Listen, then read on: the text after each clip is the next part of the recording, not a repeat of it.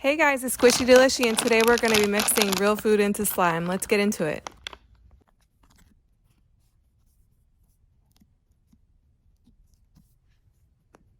I wonder if this is going to change the consistency of the slime any, if it's going to become more sticky or more stretchy. Comment down below what you think will happen.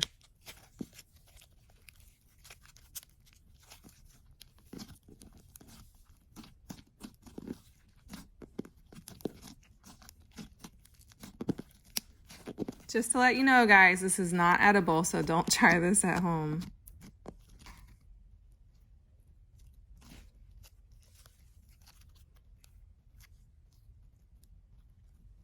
The consistency is definitely changing.